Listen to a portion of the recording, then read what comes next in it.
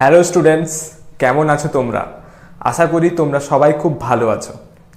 আজকে আমরা ভেক্টর চ্যাপ্টারের সেকেন্ড পার্ট নিয়ে চলে এসেছি। ফার্স্ট পার্ট যারা দেখোনি, ডেসক্রিপশন বক্সে লিঙ্ক পেয়ে যাবে, অবশ্যই গিয়ে আগে ফার্স্ট পার্ট দেখো। আজকে সেকেন্ড পার্টে আমরা দুটি ভেক্টরের যোগফল নিয়ে পড়ব। তাহলে দেখো, দুটো ভেক্টর ধরলাম, এটা একটা ভেক্টর এ ভেক্টর, আরেকটা ভেক্টর বি ভেক্টর। তো এদের মধ্যবর্তী অ্যাঙ্গেল আমি ধরলাম আলফা। তো এই দুটো ভেক্টরকে আমরা যোগ করব কিভাবে? তো ভেক্টরের যোগকে যোগ করে যে আমরা একটা ভেক্টর পাবো, দুটো ভেক্টর যোগ করলে আমরা অবশ্যই একটা ভেক্টর পাবো। সেই ভেক্টরটাকে আমরা কি বলি? রেজাল্টেন্ট বা লব্ধি। তাহলে দুটো ভেক্টরকে যোগ করে যে ভেক্টরটা পাই তাকে আমরা লব্ধি বলি বা রেজাল্টেন্ট বলি। তো দুটো ভেক্টরের লব্ধি সংক্রান্ত আমাদের দুটো সূত্র আছে। একটা হচ্ছে ত্রিভুজ সূত্র এবং সেকেন্ড হচ্ছে সামন্তরিক সূত্র। তো ফার্স্টে আমরা ত্রিভুজ সূত্র সম্বন্ধে জানব।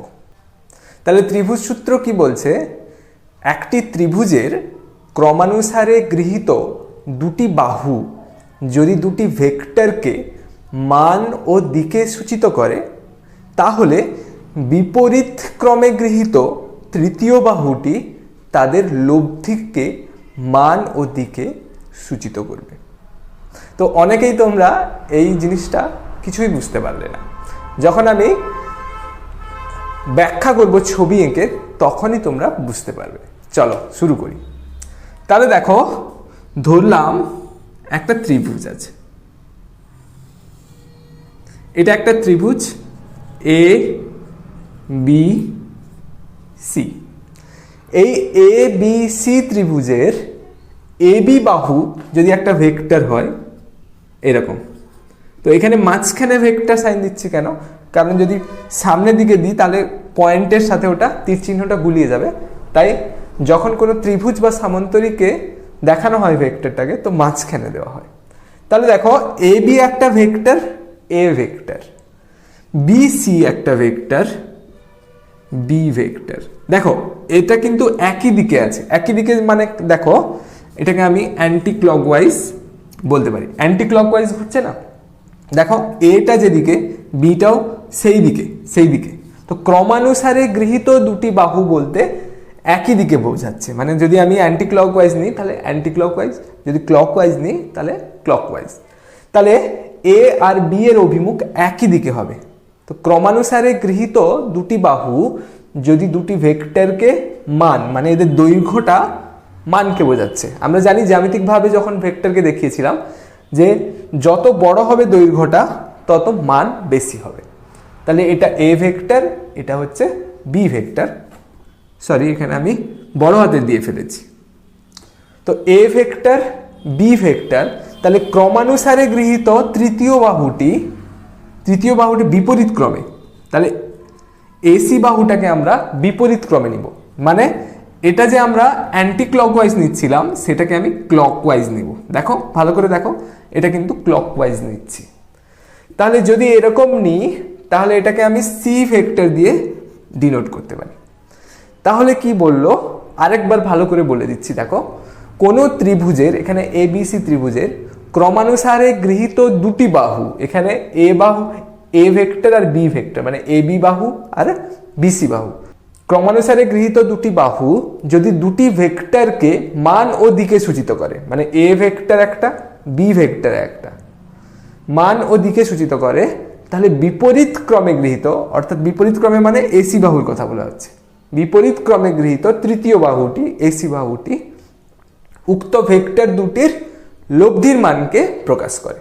মানে A vector plus B vector, এখানে আমি কি পেয়ে গেলাম? A vector plus B vector equals to C vector. অর্থাৎ ত্রিভুজের সূত্রের গাণিতিক রূপ হচ্ছে এটা, যে A vector plus B vector equals to C vector. তাহলে আমরা লব্ধি ভেক্টর হিসেবে সি ভেক্টরকে পেয়ে গেলাম। কিন্তু সি ভেক্টর শুধু পেলে তো হবে না, আমাকে এর মান আর দিক অর্থাৎ অভিমুখ নির্ণয় করতে হবে, মান আর অভিমুখ আমাকে নির্ণয় করতে হবে।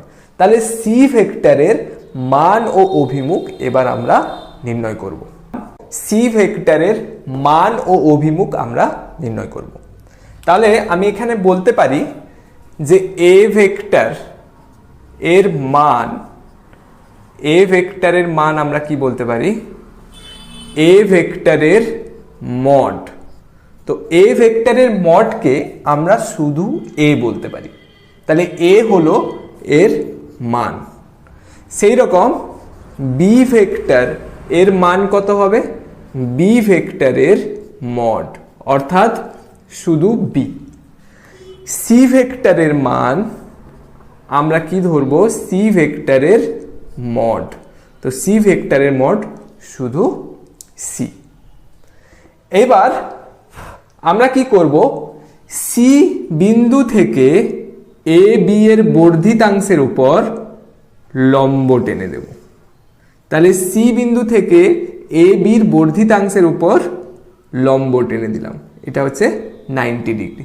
তো এটার একটা কিছু নাম দিয়ে দিলাম, ধরো এই পয়েন্টটা হচ্ছে পি, এই পয়েন্টটা পি। এবার দেখো আমরা যখন দুটো ভেক্টরের মধ্যবর্তী কোণ বের করেছি, আমাদের এখানে বলা আছে, ধরে নাও যে এ ভেক্টর ও বি ভেক্টর এর মধ্যবর্তী কোণ ইকুয়ালস টু আলফা। তাহলে এ ভেক্টর ও বি ভেক্টরের মধ্যবর্তী কোণটাকে আমরা আলফা ধরে নিচ্ছি। তাহলে এ ভেক্টর বি ভেক্টরের মধ্যবর্তী কোণ আলফা বলতে আমরা কিন্তু এটাকে বুঝবো না, এটাকে বুঝবো না। কেন?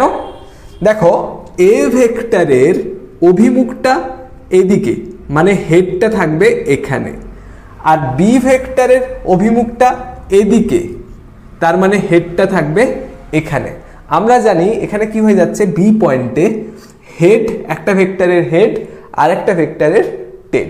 তাহলে হেড টেল মেথডে কিন্তু আমরা কোনো দুটো ভেক্টরের মধ্যবর্তী কোণ বের করতে পারি না, তাই এটা হবে না, এই কোণটা হবে না।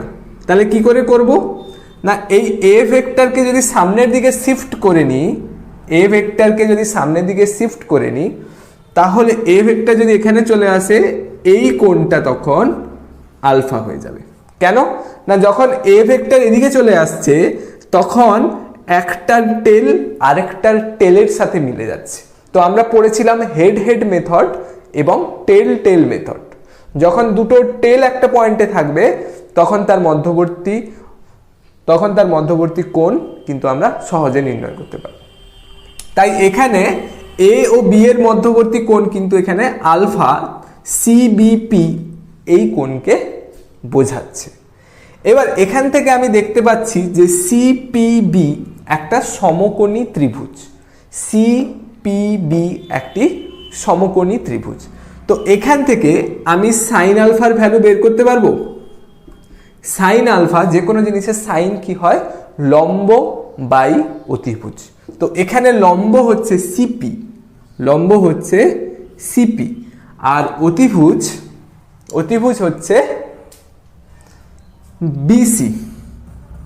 তাই এখান থেকে আমি sine alpha equals to CP by BC, BC এর মানটা কত আমরা পেয়েছি, বি। তাহলে বি ভেক্টরের মান আমরা এখানে লিখেছি যে শুধু বি, তাই সিপি বাই বি হয়ে যাবে। তো এখান থেকে সিপি ইকুয়ালস টু কি পেয়ে গেলাম, বি সাইন আলফা। তাহলে সিপি ইকুয়ালস টু আমি কি পেয়ে গেলাম, বি সাইন আলফা। অর্থাৎ এইটা সিপি এর দৈর্ঘ্যটা হয়ে গেল বি সাইন আলফা। সেই রকম আমি যদি এখানে কস আলফা বের করি, কস আলফা ইকুয়ালস টু কি হবে, ভূমি বাই অতিভুজ। তাহলে ভূমি এখানে হচ্ছে বিপি, তাহলে বিপি বাই অতিভুজ হচ্ছে বিসি। তাহলে cos alpha equals to BP by BC এর ভ্যালু হচ্ছে বি। তাহলে BP equals to B cos alpha. BP equals to আমি কি পেয়ে গেলাম, বি কস আলফা। আশা করছি তোমরা এটা বুঝতে পারলে। তাহলে এই বিপি এর জায়গায় এখানে আমি কি লিখে দেব, বি কস আলফা। এরপর আমরা কি করব, এই বড় ত্রিভুজটা নিব, অর্থাৎ ত্রিভুজ এ পি সি। তাহলে এ পি সি এটা একটা সমকোণী ত্রিভুজ, তার কারণ হচ্ছে পি অ্যাঙ্গেলটা একটা সমকোণ। তাহলে আমি এখান থেকে বলতে পারি অতিভুজ স্কোয়ার ইকুয়ালস টু লম্ব স্কোয়ার প্লাস ভূমি স্কোয়ার। তাহলে এখানে অতিভুজ হচ্ছে এসি। তাহলে এপিসি এর ক্ষেত্রে আমি কি বলতে পারি যে এসি স্কোয়ার ইকুয়ালস টু কি হবে, AP square plus PC square, AP square plus PC square. তাহলে এপি ইকুয়ালস টু আমি কি বলতে পারি, এখানে ভালো করে দেখো, AP equals to AB plus BP বলতে পারি। AP equals to AB plus BP. তাহলে এখান থেকে এপি ইকুয়ালস টু আমি কি পেয়ে গেলাম, এবির ভ্যালু কি হবে, শুধু এ হবে। তাহলে এবির ভ্যালু এ প্লাস বিপির ভ্যালু হচ্ছে বি কস আলফা। তাহলে এপি ইকুয়ালস টু আমি পেয়ে গেলাম A plus B cos alpha. আবার এসির ভ্যালু কি, এসি হচ্ছে সি ভেক্টর, তাহলে এসির ভ্যালু হচ্ছে সি স্কোয়ার। তাহলে এপি পেয়ে গেলাম A plus B cos alpha, A plus B cos alpha এর whole square plus PC, PC হচ্ছে বি সাইন আলফা। তাহলে বি সাইন আলফা এর স্কোয়ার।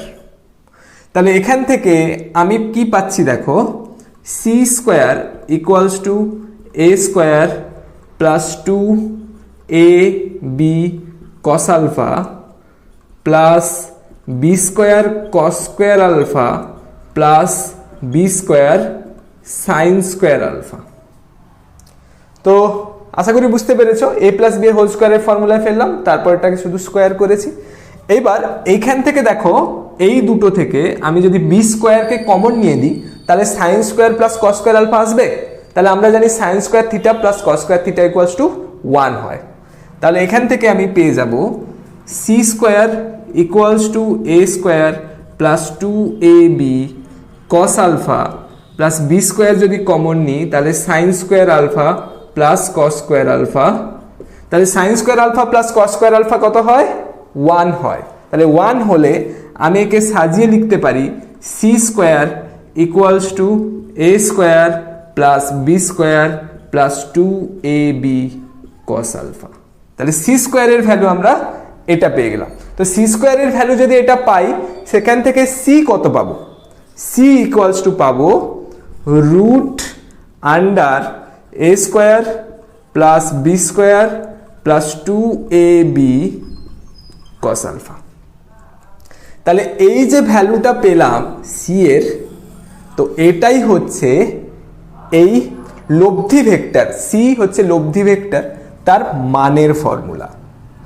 এই ইকুয়েশনটা কতটা ইম্পর্টেন্ট তোমরা বুঝতে পারছো না এখন, কারণ এই ইকুয়েশনটা তোমরা সারা 11-এর ফিজিক্সে কত চ্যাপ্টারে যে ইউজ করবে তার কোনো ঠিক নেই। এমনকি 12-এও অনেক চ্যাপ্টারে ভেক্টর লাগে, সেখানেও এই ইকুয়েশনটা বহুবার আসবে। তাই এটা ক্লাস 11-এর অন্যতম ইম্পর্টেন্ট ইকুয়েশন, ক্লাস 11-এর ফিজিক্সের অন্যতম ইম্পর্টেন্ট যদি কোনো ইকুয়েশন থাকে তো এটা হচ্ছে ওয়ান অফ দেম। এবার আমরা সি ভেক্টরের অভিমুখ নির্ণয় করব। দেখো, আমরা এই এপিসি এই ত্রিভুজ থেকে সহজে সি ভেক্টরের অভিমুখ নির্ণয় করতে পারবো। দেখো, সি ভেক্টর হচ্ছে এটা, এ ভেক্টর হচ্ছে এটা, তো এদের মধ্যবর্তী অ্যাঙ্গেলটা আমি যদি থিটা ধরে নিই তাহলে কি লিখব, এ ভেক্টর ও সি ভেক্টর এর মধ্যবর্তী কোণ ইকুয়ালস টু থিটা। তাহলে এ ও সি ভেক্টরের মধ্যবর্তী কোণটা কত হয়ে গেল, থিটা। তো এখান থেকে আমি ট্যান থিটা কি বলতে পারি, ট্যান থিটা ইকুয়ালস টু আমরা কি জানি, লম্ব বাই ভূমি। তো এখানে লম্ব কোনটা, আচ্ছা, এখানে লম্ব কোনটা? লম্ব হচ্ছে সিপি, আর ভূমি কোনটা? এপি। তাহলে এখান থেকে আমি ট্যান থিটা ইকুয়ালস টু কি লিখতে পারি? সিপির ভ্যালু আমরা জানি, সিপির ভ্যালু হচ্ছে বি সাইন আলফা। তাহলে সিপির জায়গায় বি সাইন আলফা লিখলাম, আর এপির জায়গায় দেখো এপির ভ্যালু আমরা এটা পেয়েছি, কি পেয়েছি? A plus B cos alpha. তাহলে এখানে আমি a plus B cos alpha বসেছি। তাহলে ট্যান থিটা ইকুয়ালস টু আমরা b sine alpha by a plus B cos alpha পেয়ে গেলাম। তাহলে এই দুটো ইকুয়েশন ভীষণ ইম্পর্টেন্ট। এটা হচ্ছে অভিমুখের ফর্মুলা, আর এটা হচ্ছে মানের ফর্মুলা। কার মান বা কার অভিমুখ? না, লব্ধি ভেক্টরের। এই যে এ ভেক্টর আর বি ভেক্টরকে যোগ করে যে সি ভেক্টরটা পেলাম, তাদের লব্ধির ফর্মুলা, লব্ধির মান ও অভিমুখ। তো এখানে তুমি যদি দেখো ইকুয়েশনগুলোতে, তো আমাদের কি কি দরকার? এ ভেক্টরের মান দরকার, বি ভেক্টরের মান দরকার, আলফা দরকার। আলফা হচ্ছে এ ভেক্টর ও বি ভেক্টরের মধ্যবর্তী কোণ। তো এই তিনটে জিনিস যদি আমাদের জানা থাকে, তবেই কিন্তু আমি কি করতে পারবো? লব্ধি ভেক্টরের মান আর অভিমুখ বের করতে পারবো। তো আশা করছি তোমাদের এই ত্রিভুজ সূত্র ক্লিয়ার হয়েছে। এরপর আমরা ভেক্টর যোগের সামন্তরিক সূত্র দেখব। তো সামন্তরিক সূত্রে কি বলছে? কোনো সামন্তরিকের দুটি সন্নিহিত বাহু যদি দুটি ভেক্টরকে মান ও দিকে সূচিত করে, তাহলে ওই দুই বাহুর ছেদ বিন্দু দিয়ে অঙ্কিত কর্ণ ভেক্টর দুটির লব্ধিকে মান ও দিকে সূচিত করবে। তো আমার মনে হয় তোমরা এতে অনেকেই কিছু বুঝতে পারলে না। তো আমি ছবি এঁকে দেখাচ্ছি, ভালো করে বোঝানোর চেষ্টা করি। তাহলে ফার্স্টে আমরা একটা সামন্তরিক আঁকবো।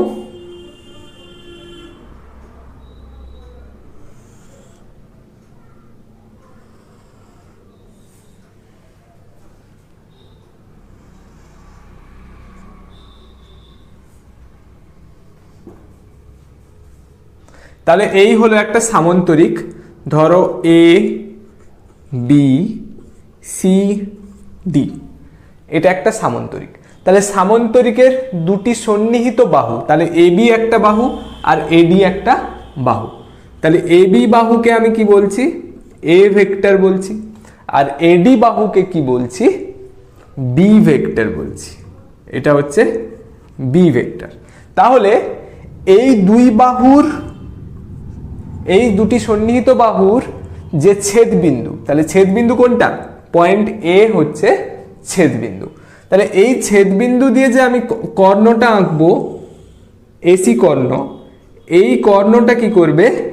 লব্ধি ভেক্টরকে মান ও দিকে সূচিত করবে। অর্থাৎ এটাই হবে সি ভেক্টর, যেখানে সি ভেক্টর ইকুয়ালস টু কি হবে? A vector plus B vector. তাহলে এটাই হচ্ছে সামন্তরিক সূত্রের গাণিতিক রূপ। তো আমরা ত্রিভুজের সূত্রতেও সেম জিনিস পেয়েছিলাম, c vector equals to a vector plus B vector. এবার এই সি ভেক্টরের মান ও অভিমুখের ফর্মুলা আমাদের বের করতে হবে। তাহলে আগেরটায় যেরকম আমরা লিখেছিলাম, এখানেও ঠিক সেই রকম ভাবে লিখবো যে এ ভেক্টর এর মান ইকুয়ালস টু এ ভেক্টরের mod equals to a, b ভেক্টরের মান ইকুয়ালস টু বি ভেক্টরের mod equals to b, c ভেক্টরের মান ইকুয়ালস টু সি ভেক্টরের মড ইকুয়ালস টু সি। তাহলে এ ভেক্টর আর বি ভেক্টরের মধ্যবর্তী কোণটাকে আমরা ধরে নেব। তাহলে ধরি এ ভেক্টর ও বি ভেক্টর এর মধ্যবর্তী কোণ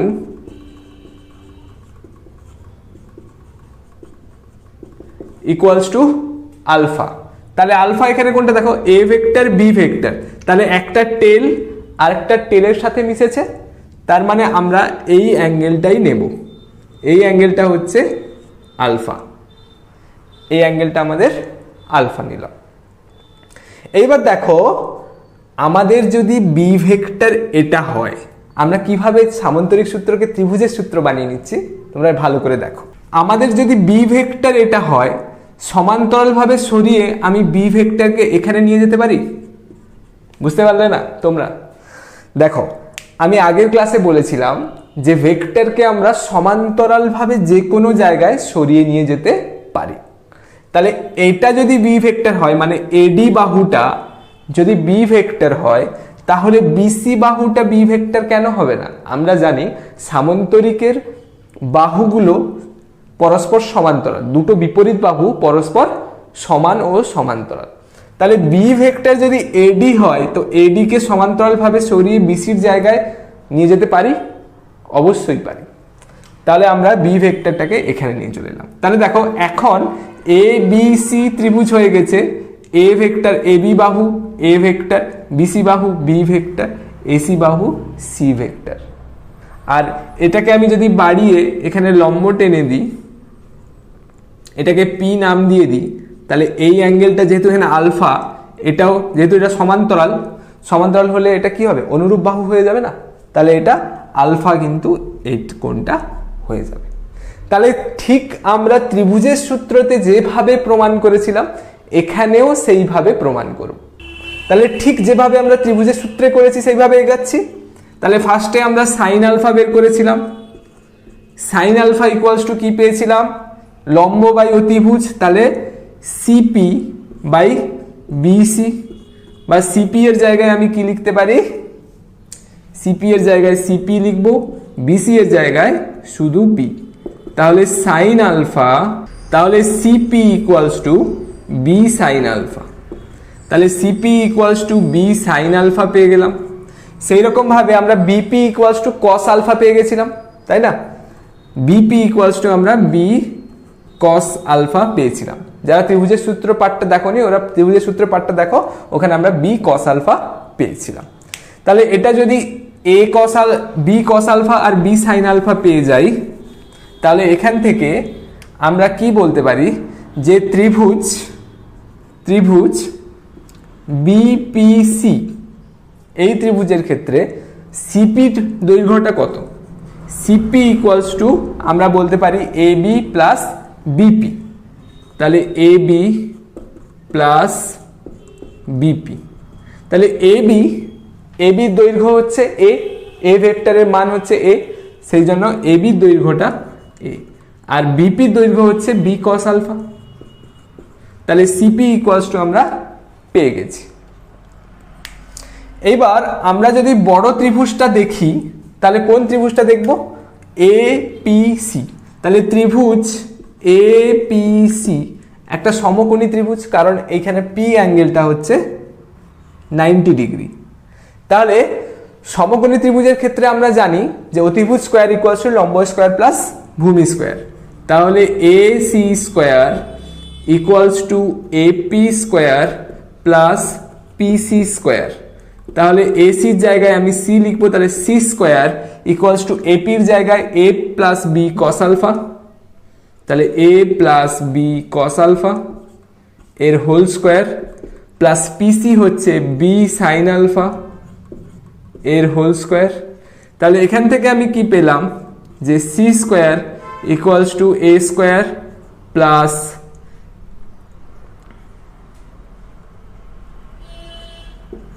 এ B cos alpha, 2ab cos alpha plus B square cos square alpha plus B square sine square alpha.